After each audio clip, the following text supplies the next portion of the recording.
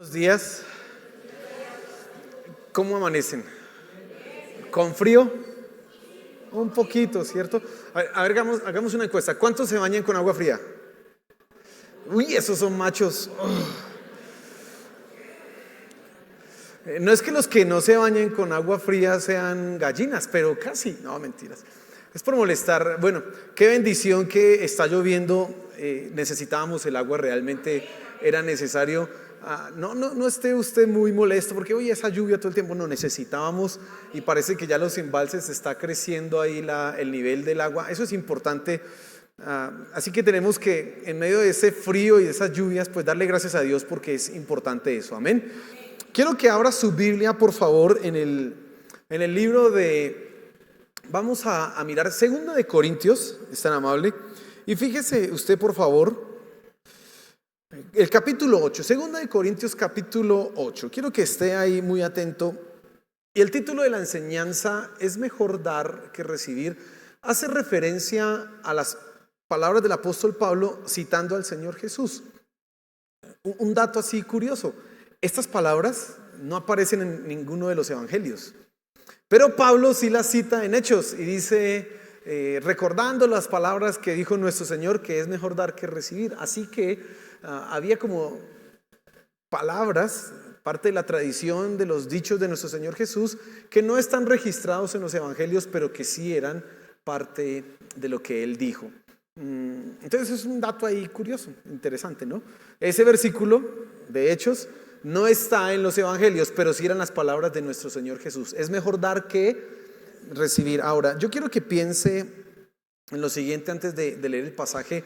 Fíjese que uno de los epítetos, apodos o términos peyorativos que las personas utilizan para referirse a los pastores cristianos es la avaricia.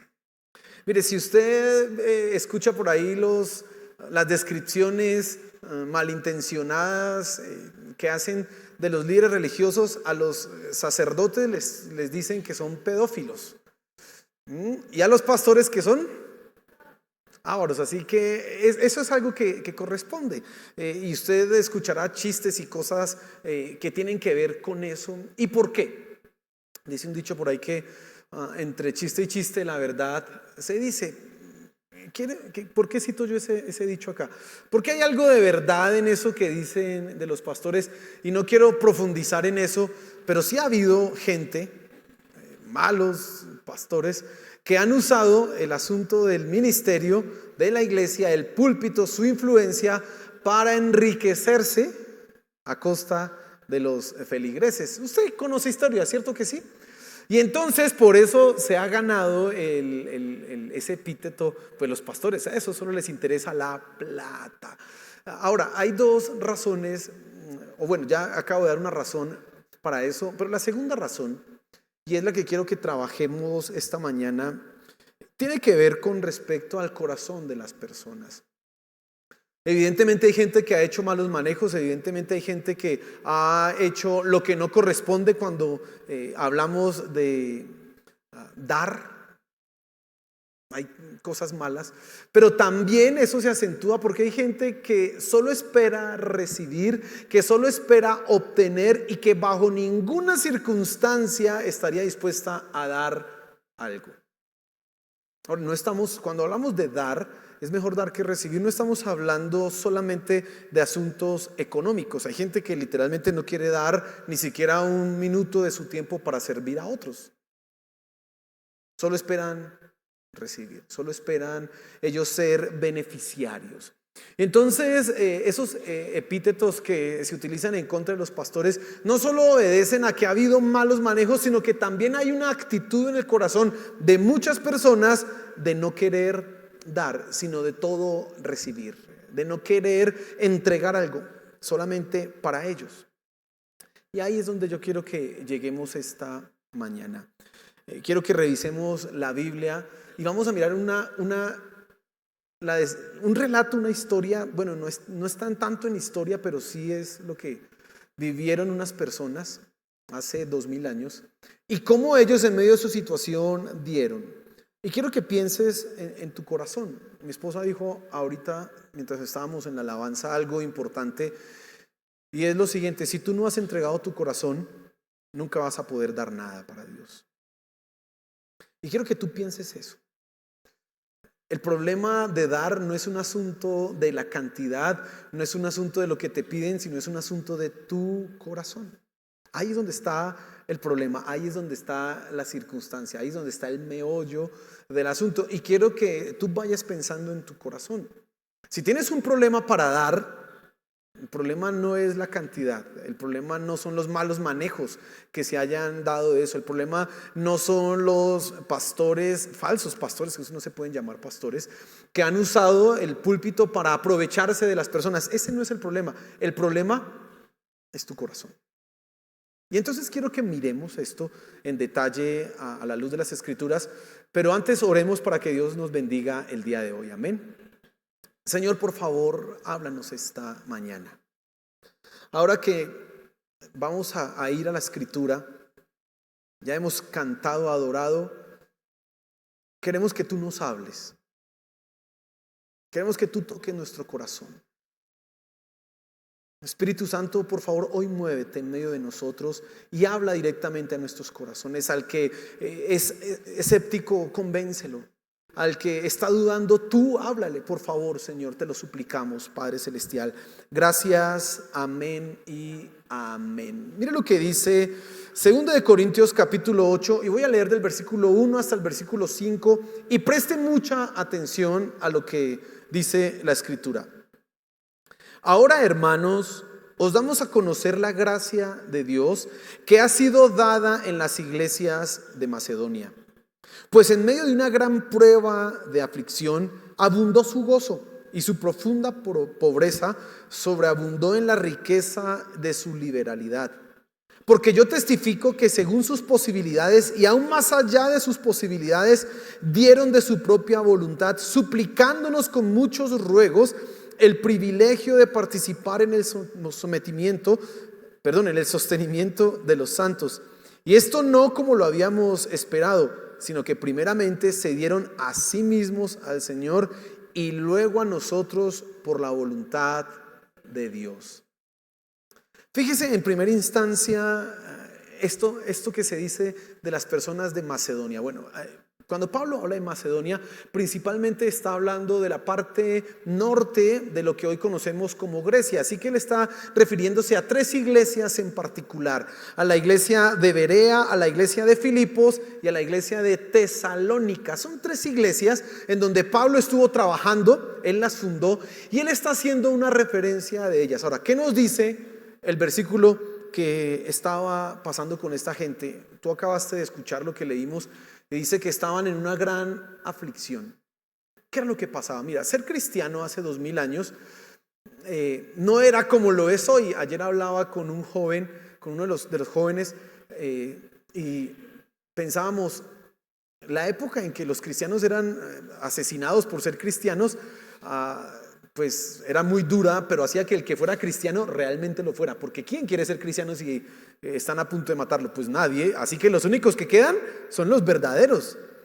Hoy día no se sabe quién es verdadero ni quién es falso, porque a nadie le están a punto de cortar la cabeza. Entonces es más difícil conocer quién es verdadero y quién no es verdadero. Pero en esta época, ser cristiano era tener casi que el Estado, el imperio encima. Mira, por ejemplo, la iglesia de Filipos, eso era una ciudad imperial. Cuando digo una ciudad imperial, era una ciudad en donde que el emperador primero había fundado, y además en Filipos se libró una guerra. Si usted sabe un poco de historia, usted sabe que antes de que César fuera coronado emperador en Roma, hubo una guerra ahí tremenda, y entonces mataron a unos generales por allá. Y en Filipos, ahí cerca de Filipos, fue donde se dio esa guerra, y quedaron viviendo los veteranos ahí. Así que eran romanos de sangre, de pura cepa, que ahora vivían en donde, en Macedonia. En Filipos era una ciudad imperial. Como ciudad imperial, ahí se declaraba al César como el señor de todo. Quiero que escuches esto. Implicaba eso que no solamente era el gobernante, no solamente era el que regía los destinos, sino que además se le daba adoración. Paulatinamente los emperadores no solamente eran gobernantes, sino que se convirtieron en dioses. Y entonces había un culto al emperador. Y ser cristiano era decir, solo hay un Señor. ¿Y quién es ese Señor? Jesús. Y pues imagínate tú diciendo eso cuando hay otro que se llama César y que dice que es Señor y además tiene un poco de soldados y el circo romano y todas esas cosas ahí, pues era un problema. Declarar que solo había un Señor y que solamente tú te rendirías a Él era hacerte inmediatamente enemigo del imperio. Ser cristiano implicaba que probablemente te iban a expropiar, te iban a quitar tu casa, a quitar las posibilidades de vivir bien. Y entonces esta gente parece ser que estaba pasando esa clase de pruebas. Su fe les había ganado la enemistad, granjeado la enemistad del imperio y de otra clase de personas. Y entonces ahora ellos estaban desposeídos, ahora ellos eran gente pobre. Yo el miércoles hablando al respecto de esto y les decía que los cristianos históricamente se han caracterizado por ser de los estratos más bajos de la sociedad. Así que no solamente era porque eran pobres de años, sino que ahora por ser cristianos menos tenían. Y hagamos una pequeña reflexión. Hoy tú debes darle gracias a Dios porque no vivimos en esos tiempos. Es más difícil ser cristiano hoy día porque la persecución ya no es a sangre y fuego, sino es una persecución que va en contra de tus principios, que va en contra de lo que crees, que se filtra en tu mente y en tu corazón de todas las maneras. Y entonces mantener la pureza espiritual es más complicado hoy día que hace 2000 años. Pero debes darle gracias a Dios porque nadie te está diciendo, ¿es cristiano? Bueno, sálgase de su casa. ¿Es cristiano? Bueno, para la cárcel. ¿Es cristiano? Bueno, hoy ya no hay circo romano. ¿A dónde nos tirarían? No sé. A la UFC. ¿Es cristiano? Usted va a ser allá a la UFC a que le den esos profesionales.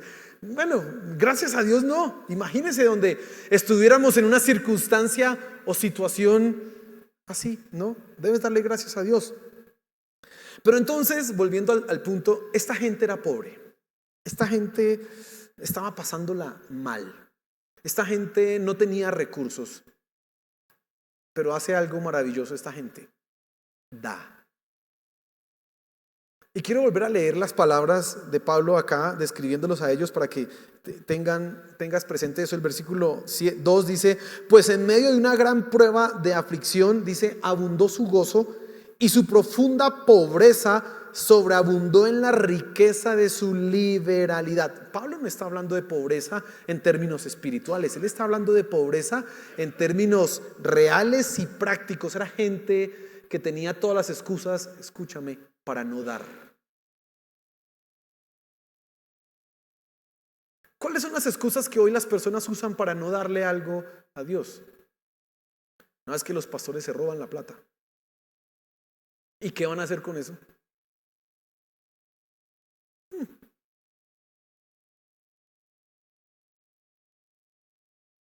Pero ellos sí tenían excusas válidas para no dar. Eran pobres. Y dice Pablo, en medio de su profunda pobreza, no, habían sido desposeídos. Probablemente vivían al diario, lo que llegara. Lo poquito escaseaba el alimento.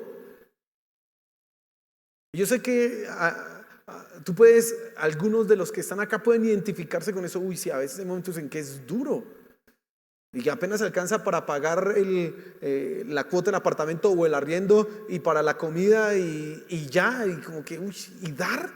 Pero esta gente es pobre, literalmente pobre, por ser cristianos, han sido desposeídos. Pero mire lo que dice el versículo 3. No, el 4. Suplicándonos con muchos ruegos, y ahora mire la palabra que utiliza Pablo, el privilegio de participar en el sostenimiento de los santos. Mire, estas personas no solamente eran pobres, sino que, Pablo lo dice antes, estaban felices, estaban gozosos y querían participar, querían dar.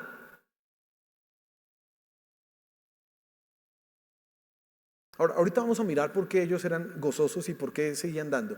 Pero fíjate que ellos tienen todas las excusas para no dar.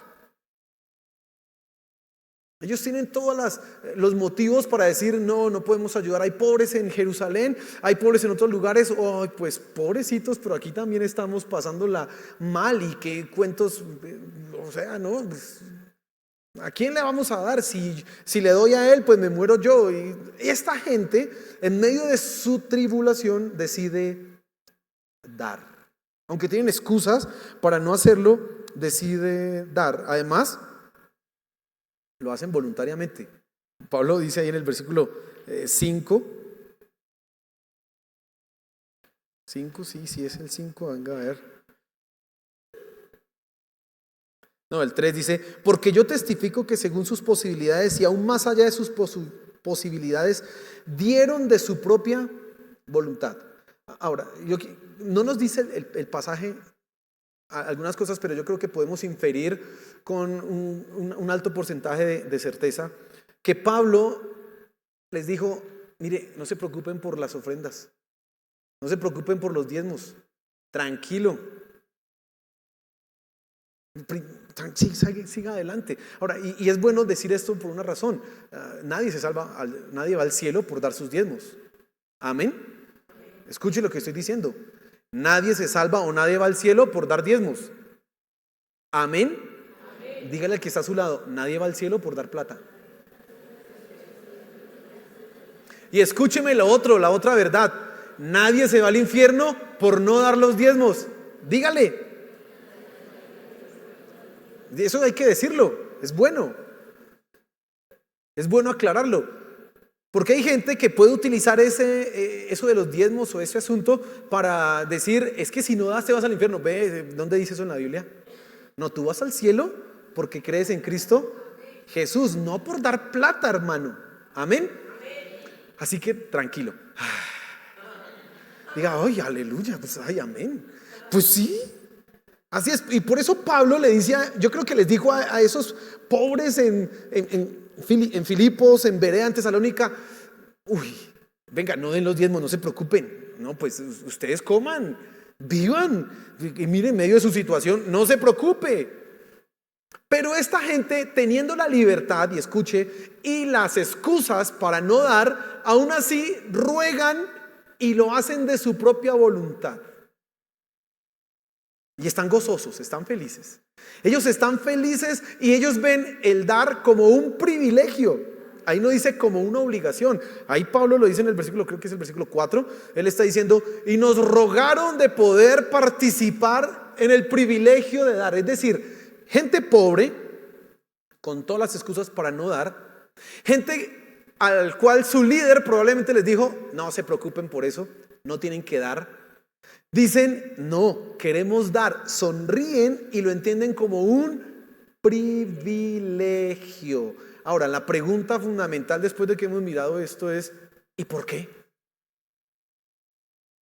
¿Por qué alguien que es pobre, por qué alguien que fue libre de no dar, aún así insiste y dice, nos rogaron? Y Pablo dice, con muchos ruegos. Yo creo que Pablo le decía, no hombre, mire que usted no tiene ni para comer, por favor déjeme. Que no, ven, vaya, más bien haga el mercado, vaya, coma, que por favor déjeme, que no, que no. Muchos ruegos, dice ahí. ¿Cuántas veces Pablo tuvo que haberles dicho que no? ¿Y cuántas veces esta gente le rogó de 3 iglesias, venga, por favor déjenos, queremos participar, déjenos, yo quiero, déjeme? ¿Por qué? Esa es la pregunta importante. La historia, si no respondemos a una pregunta, pierde sentido. Pensaríamos acá, pues un poco de locos ahí, fanáticos religiosos, ¿por qué? ¿Por qué ellos hicieron eso? Bueno, la respuesta está en el último versículo, en el versículo 5, y mira lo que dice ahí el pasaje. Y esto no como lo habíamos esperado, sino que primeramente se dieron a sí mismos al Señor. Mira la sencilla razón por las cuales estas personas pudieron dar con tanta liberalidad, porque Pablo dice ahí, en su profunda tristeza abundó su liberalidad. ¿Por qué Pablo? ¿Por qué ellos lo hicieron? Bueno, porque primero se dieron al Señor. Es lo que dijo mi esposa hace un rato. Tú tienes que dar primero tu corazón a Dios. Y hay aquí unas verdades que tenemos que establecer. Primero, dice el versículo 1, os damos a conocer la gracia de Dios que ha sido dada en las iglesias de Macedonia. En los hermanos de Macedonia, lo que estaba obrando no era un sentido de caridad, no era un sentido de altruismo humano, sino era la gracia de Dios que obraba en sus corazones. ¿Por qué? Porque ellos se habían entregado a Dios. Ellos habían entregado su vida primero a Dios. Mira, si alguien tiene un problema para dar, es sencillamente porque no ha entregado su corazón. No es porque sea pobre. No es porque se vaya al cielo o se vaya al infierno o tenga excusa para no dar. No es porque alguien le haya impedido o porque vean malos testimonios, simplemente porque no ha entregado su corazón. Esa es la sencilla razón. Ahora, déjame decirte algo. Tú solamente podrás entregar tu corazón a Dios cuando el Espíritu Santo haya obrado en tu vida. Mira, nadie entrega voluntariamente su corazón a Dios. Ya lo hemos dicho aquí muchas veces. ¿Sabes qué hace la gente cuando escucha el mensaje del Evangelio? Rechazarlo. Mucha gente cuando están hablando una iglesia cristiana, recuerdo a alguien le decía por allá a otro, a ser la moza del pastor. A mí personalmente, una vez en una charla, no sabían que yo era el hijo de un pastor, recién en el trabajo, un compañero empezó a hablar así de los cristianos y dijo, es que esos pastores solo cogen es plata, y yo ahí parado, imagínense, yo ahí sentado con él. Menos mal era cristiano, porque si no. Le dije yo, ¿y su merced por qué dice eso? Le dije, ¿y su merced por qué dice eso? Dijo, no, es que eso han habido muchos casos en donde le ha pasado. Le dije, sí, claro, han habido muchos casos, pero eso hace que todos sean. Dijo, no. Le dije, porque yo soy el hijo de un pastor y hasta donde yo sé, mi papá no se ha robado nada, si no, yo no estaría trabajando aquí con usted. Y pues, ¿usted qué cree que colores pasó ese señor al lado mío? Pero eso es lo que pasa. O sea, la gente cuando habla de los cristianos o de los pastores o de dar, pues rechaza. Porque tú necesitas que Dios toque tu corazón para poder entregarlo a Él. Y la gracia de Dios que menciona Pablo en el versículo 1, creo que se puede entender de dos formas. Uno, esa obra que Dios hace en ellos para que ellos entreguen sus vidas a Él, pero también la ofrenda que ellos recogen para los hermanos pobres en Jerusalén es la evidencia de la gracia de Dios para ayudar a los de Jerusalén. Pero volvemos al punto que estamos enfatizando acá. Tú no vas a poder dar nada, absolutamente nada, a menos que hayas rendido tu corazón a Dios. No va a pasar nada si tú no rindes tu corazón a Dios. Ahora, ellos dan voluntariamente porque nadie los está obligando. Pues ellos lo dan por una sencilla razón: entregaron su corazón. Y mira, una vez que tú entregas tu corazón, pues la plata ya es lo de menos. La Biblia dice lo siguiente: sobre toda cosa guardada, guarda tu corazón, porque de él mana la vida. Y yo le decía a las personas esta mañana, dándoles un ejemplo, cuando me enamoré de mi esposa perdí toda la dignidad. ¿Por qué? Porque le entregué mi corazón. Antes, yo por una mujer no lloro, antes, pero después de que me enamoré, antes de enamorarme había orgullo. Después de enamorado, hermanos, y bueno, no está por acá, pero las veces que le he rogado, las veces que he llorado ahí. Ahora, ¿y por qué pasa eso? Porque le entregué mi corazón. ¿Sí? Eso pasa. Ese ejemplo es igual con Dios. Una vez que tú le has entregado tu corazón a Dios,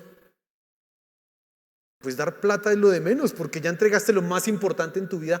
Pero sabes que hay un problema, hay gente que cree que lo más importante en su vida no es su corazón, sino la plata. Terrible. Porque en su corazón han colocado un ídolo que es el dinero. Y entonces, pues, qué problema que ahora me pidan, porque, el problema es ese, el corazón, no es otro. Estos de Macedonia están demostrando que para ellos lo más importante no es la plata. Ahora usted dirá, pues claro, no tenían, pues eran pobres, pero tenían todas las excusas para no dar. Aún así ellos deciden dar más. Dar más. Dar. En medio de sus escasez deciden dar. ¿Y por qué? Porque ellos ven que otras personas están en necesidad y no miran la suya. Ven algo más allá y dicen, vamos a ayudar. Han entregado su corazón a Dios. Para ellos lo más importante no es el dinero. Para ellos lo más importante no es la comodidad. Para ellos lo más importante no es precisamente tener todas las cosas aseguradas. Para ellos lo más importante es Dios. Y ellos saben que Él se encargará de sus vidas. Ellos lo saben. Pero vuelvo a reiterar esto porque tiene que quedar claro. Son pobres. La están pasando mal.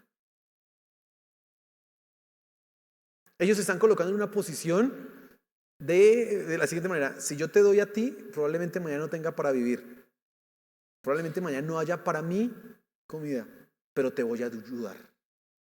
Esa es la posición en la que se están colocando estas personas. Ahora, ¿cómo lo hacen? Ellos primero se dan a Dios, entregan su corazón, y quiero que, como la primera reflexión que toca hacer en este punto es precisamente esa. ¿Has entregado tu corazón a Dios? ¿Lo has entregado? Si no lo has entregado, pues de razón te cuesta dar algo. Mire, estamos ahorita en una pequeña estrategia, bueno, no pequeña, grande estrategia, porque vamos a tener el cierre de año del trabajo en Nueva Generación Parque, y entonces les estamos solicitando a ustedes que nos traigan un juguete. ¿Cuál es el precio? Coja el juguete que quiera. Puede ser un juguete de 5,000 o de 10,000 o de 15,000 pesos. Usted puede hacerlo, no hay problema. A veces hemos hecho esas mismas peticiones a las personas. ¿Y sabe qué nos traen a la iglesia? Juguetes de segunda. Y dicen, mire, ese sirve. Y pues claro, pero eso dice mucho de lo que hay en el corazón de esa persona. Hemos dicho, mire, vamos a hacer una labor misionera social, así que trae ropa. Nos traen ropa de segunda, escúcheme esto, sucia. O sea, la traen aquí para que se la lavemos. Haga así.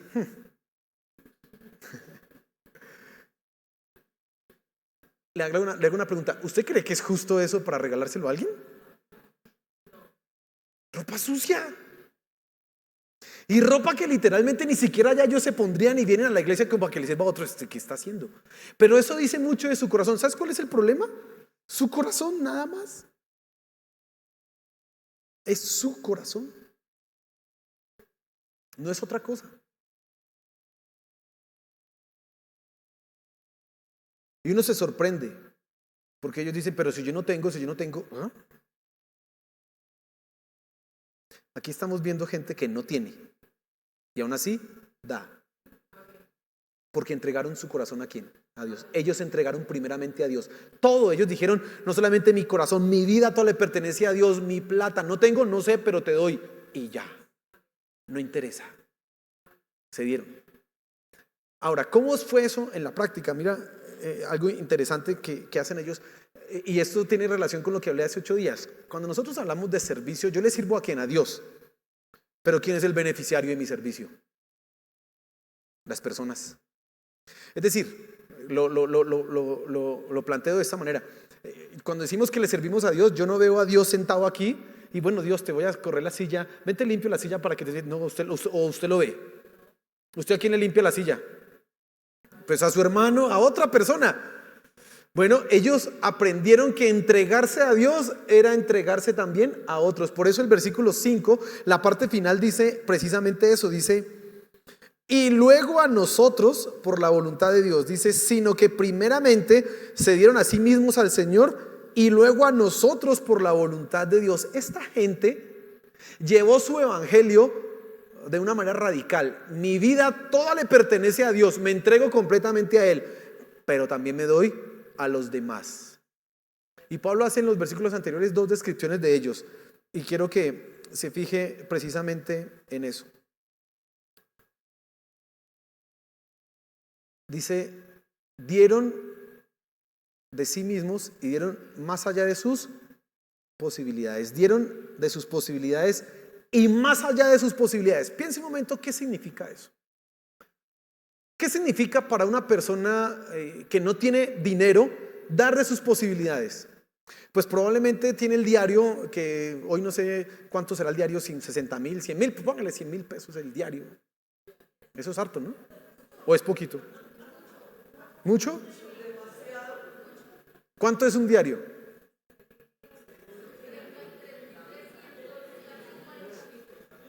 Bueno, 40,000 pesos me están diciendo por acá.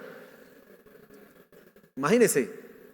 Ahora, oiga, algunos hacen como, hay gente que vive con eso, escuche, hay gente que vive con eso, ¿sí? Dele gracias a Dios si usted no está en esa situación, pero también entienda que hay gente que con eso tiene que ver cómo sale adelante, ¿sí? Pero mire, escuche. ¿Qué significa para una persona dar de sus posibilidades? Si el diario es 40,000, ¿qué podría hacer ella para dar de sus posibilidades? Pues coger esos 40, bueno, hoy tocó arroz con huevo sin tomate. Hoy tocó arroz nada más. Hoy tocó arroz con huevo sin aguapanela, porque voy a ayudar a otros. Eso es dar de sus posibilidades, ¿lo entiendes? Hoy tocó, como decía mi mamá hace unos años, agua de tubo. Jugo de tubo era que decía, perdón. Tome jugo de tubo. O sea, agua, vaya. Eso es dar de sus posibilidades. O hoy no me puedo comer 2 huevos, sino uno, al desayuno y al almuerzo, el arrocito y ya como venga. Pero ¿qué significa dar más allá de sus posibilidades? Porque Pablo dice que dieron más allá de sus posibilidades. Entonces no solamente se dijeron, no voy a comer huevo ni a tomate. Es que digo tomate porque a mi esposo le encanta el arroz con huevo y tomate picado.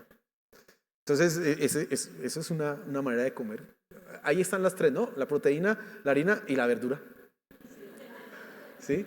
Y entonces usted dice, oiga, ¿qué es dar más allá de las posibilidades? Ya me quité el tomate y ahora probablemente es decir, no almuerzo yo para que almuerces tú.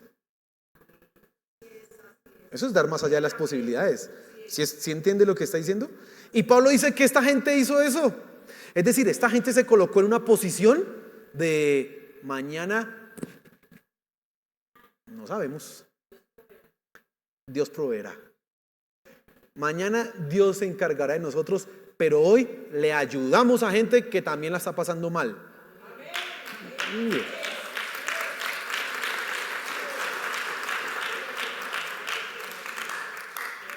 Fíjese que hoy día las personas se mentalizan de la siguiente manera. Uno, nadie piensa en otra persona.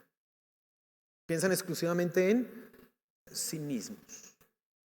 Y están muy atentos a esperar que el gobierno o alguien les dé. Y si hay alguien que está pasando necesidad, nunca está dispuesto a desprenderse para ayudar a otros, a sacarse el bocado de la boca para dárselo a otro, sino está diciendo, yo también necesito y yo soy pobre, y si no miro por mí, ¿quién mira por mí? Esa es la mentalidad en la que hoy vivimos, esa es la mentalidad en la que el mundo hoy vive.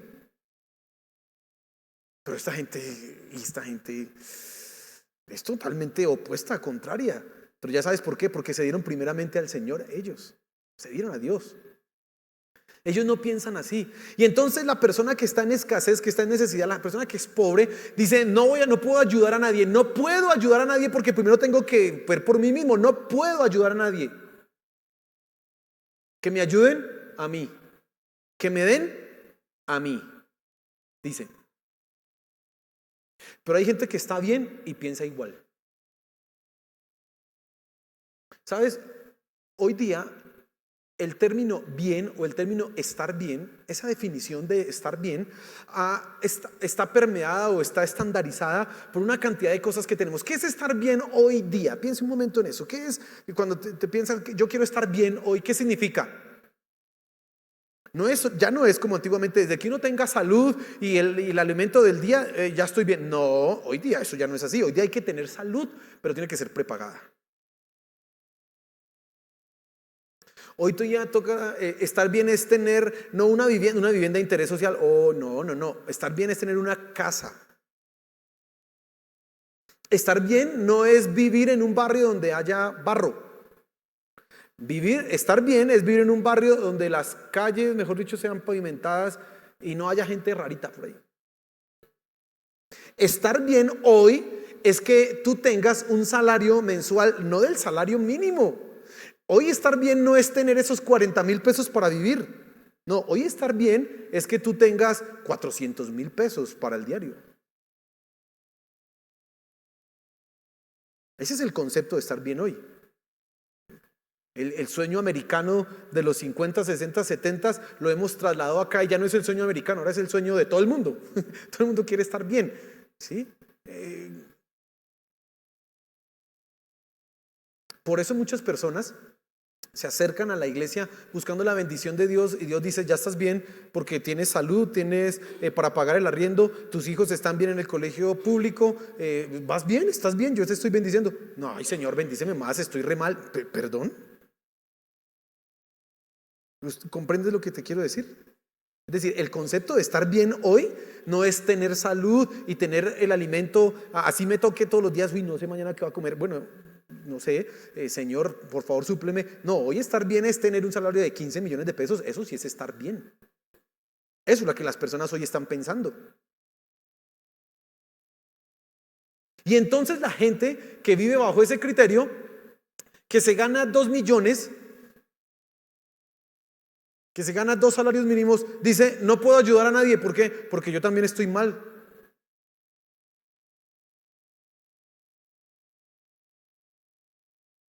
Yo no puedo ayudar a nadie porque me dejo de comer 3 huevos. Y no puedo. Hay que mantener todo esto. Ese es el concepto que hoy permea nuestra sociedad.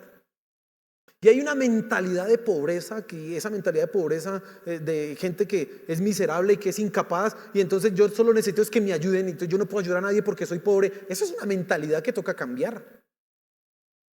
Esta gente en Macedonia está diciendo, somos pobres, sí, la estamos pasando mal, pero podemos ayudar. Está duro la situación, pero yo puedo darle a otro. No tengo comodidades, es más, son solo necesidades, pero puedo ayudar a otra persona con lo poquito que tengo. Puedo ayudar a otro. Dan de sus posibilidades y más allá de sus posibilidades. Pero todo eso por una sencilla razón. Primero se dieron a Dios. Si tú no te das a Dios, mi querido hermano, nunca vas a poder llegar a ese nivel. Si tú no te das a Dios, nunca vas a poder hacer nada para Dios. Nunca. Nunca vas a poder ayudar a otras personas. No, porque vas a estar pensando, yo necesito que me den a mí, que me ayuden a mí. Y entonces, mi querido hermano, quiero que escuches una historia. Una de las historias que a mí más me ha impactado de los misioneros es la de C.T. Studd. Él fue el fundador de la Cruzada Evangélica Mundial. 1800, estamos hablando siglo XIX. Y C.T. Studd es el ejemplo moderno contemporáneo de los macedonios. ¿Qué hizo C.T. Studd? Mire, él era un joven acomodado, un joven inglés, británico, acomodado. Su familia era acaudalada. Y además él tenía una carrera promisoria como deportista. Él jugaba un deporte que aquí no sabemos ni cómo se juega, cricket. Y él jugaba eso, cricket. ¿Cómo es el cricket? Bueno, es una cosa ahí, un día mira por ahí, busca. y él jugaba cricket y era muy bueno para jugar cricket. Y en la época en que él estaba, no solamente su familia era rica, adinerada, sino que ahora tenía en el deporte una posibilidad de ganar más. Además era excelente académicamente. Salió de los mejores colegios allá en Inglaterra, colegios con tradición. Formado profesionalmente en esas universidades, no sé si fue Oxford o Cambridge, una de esas allá. Un hombre preparado. Pero Dios toca su vida, Dios toca su corazón, la gracia de Dios lo toca. Y él decide, escuche esto, renunciar a todas sus comodidades en Inglaterra. Estamos hablando de Inglaterra del siglo XIX, la nación más poderosa del mundo. No es la Inglaterra de hoy día, que ya no es la más poderosa del mundo, es la del siglo XIX, que es la que... El Imperio Británico, usted ha escuchado, esa era. Y él decide irse a China. China en el siglo XIX, que era campesinos, por ahí un poco de gente allá que... Y decide ir a evangelizarlos. ¿Por qué él hace eso? ¿Por qué él renuncia a sus comodidades y se va allá? Porque él se dio primeramente a quién, a Dios. Y entonces ahora él entiende, tengo que ir a ayudar a otros, tengo que ir a dar a otras personas. Y entonces renuncia a su comodidad. En el transcurso de ese tiempo, la Cruzada Evangélica Mundial se funda con los recursos de su herencia. Él dice, todo mi dinero lo voy a dar a esto, punto. No me voy a guardar nada para mí. Todo su dinero. ¿Por qué lo dio? Porque se dio primeramente a quién, a Dios. Pero la historia no termina ahí. Ya él maduro, ya un hombre de, no sé, 50 años más o menos, vuelve a Inglaterra, pero en el viaje a Inglaterra se entera que en África hay gente que está pasándola mal, que hay un poco de gente por allá que no conoce el evangelio, que están en la ignorancia de las cosas espirituales, atrasados en muchos sentidos, y él dice, me voy para allá. ¿Cuántos años tenía? 50, un poquito más. En esa época él podía decir, bueno, yo ya serví a Dios, ya es mi momento de relajarme y quedarme ahí en Inglaterra soplándome, porque con los chinos fue duro. Me voy a quedar en Inglaterra ya con mi esposa. No, él dice, me voy a ir para África.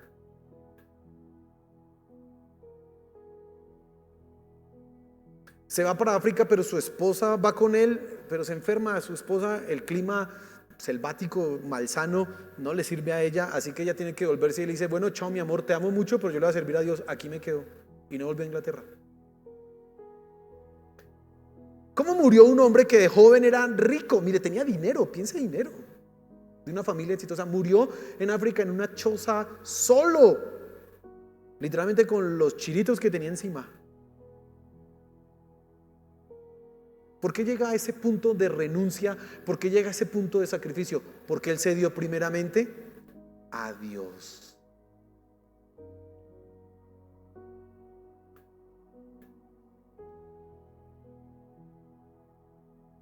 ¿Qué te impide dar? ¿Qué te impide entregar a Dios tu vida al servicio, por ejemplo? ¿Qué te impide? Probablemente amas más tu profesión y estás tan ocupado en pensar en el éxito profesional, en tu profesión, que dices, no, ir a servir allá a los niños el sábado, no, y eso se cansa uno y se agota.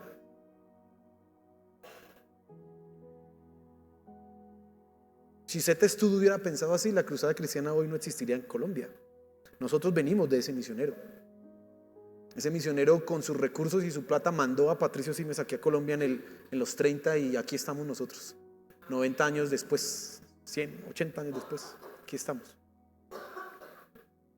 ¿Qué te impide a ti dar tiempo para servir a otros? ¿Qué te impide sacar de tus recursos y darlo para otros? ¿Qué te impide?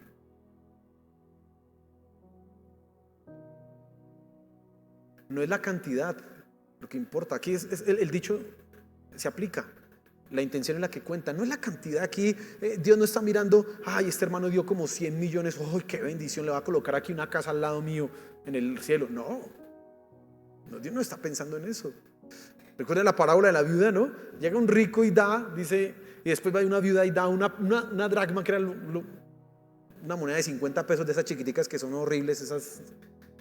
Probablemente dio eso, algo insignificante, pero el Señor Jesús dijo, el rico dio de lo que le sobraba, así haya dado mucho, no hay nada, pero ella dio de lo que no tenía. Ella es igual que los de Macedonia. Da de lo que no tiene. Y eso es más valioso ante Dios, porque lo que importa aquí no es el objeto que se da, sino el sujeto que lo da, el corazón. ¿Qué te impide dar, hermano? Cuando nosotros hablamos de dar, no es solamente dinero, tu talento, tu tiempo. Esa mentalidad de que mi tiempo vale, pues si vale tanto, ofréndalo para alguien, ofréndalo para servir a otros, hazlo.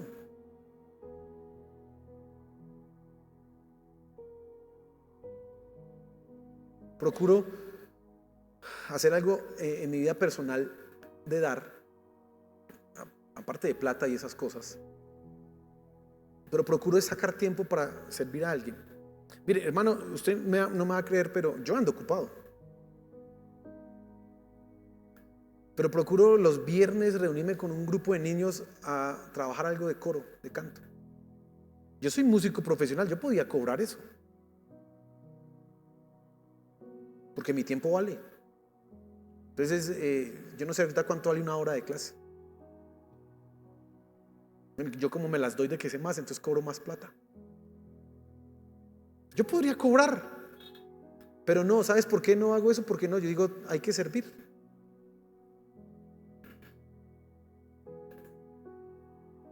Y es mi tiempo. Lo podía gastar en cualquier otra cosa, pero decido darlo a alguien, a un grupo de niños, 8, 10, no sé cuántos son. A veces hacen tanto ruido que no los puedo contar. No, mentiras. Cantan bonito, cantan bonito. Pero les doy ese tiempo. ¿Por qué? Porque quiero dar, hermano. Porque quiero dar. Tú te puedes dar tus gustos, tus lujos, sí, pero no te olvides que hay que dar. Mira, la solución bíblica para acabar la pobreza de la sociedad es que todos pensemos en todos. Y tú que tienes más, puedes darle al que tiene menos, ayudarle. Mira, te voy a ayudar para que salgas adelante. Hoy está difícil, no te preocupes, toma, te vamos a ayudar. Vamos. Y no es que dé mucho, uno puede dar un poquito, pero con eso, ¿cómo cambia la situación? Uy, aparte que cuando tú le das algo a alguien, esa persona dice, oiga, no estoy solo. No me dio mucho, pero qué importa, no estoy solo. Y como que da ánimos a seguir. Y si tú eres de los que está pasando la duro porque no tienes, déjame decirte, mira, entrega tu corazón a Dios y aún de lo poquito que tienes decide dar algo, aún de lo poquito. Señor, mira, una libra de arroz es lo único que puedo dar. Pues dala. Y créeme que Dios va a estar ahí. Créeme, la Biblia dice, hay un versículo que es hermoso y hay que reclamarlo. Dice, traigan todos los diezmos al alfolí y haya alimento en mi casa. Y pruébenme en esto, si yo no voy a abrir las ventanas de los cielos y voy a derramar sobre ustedes bendiciones hasta que sobre y abunde. Confía en Dios, hermano. Sí, la cosa es dura, ¿no? Está duro, ¿sí? Pues ánimo. Ánimo. No puedo, pastor, solo puedo dar una panela. Amén, bienvenido sea. Eso le sirve a otro que ni para una panela tiene, hermano. Créame. Pastor, solo puedo dar esta librita de lentejas. Pues hermano, délo, que eso funciona. Pero tenemos que dar. Amén.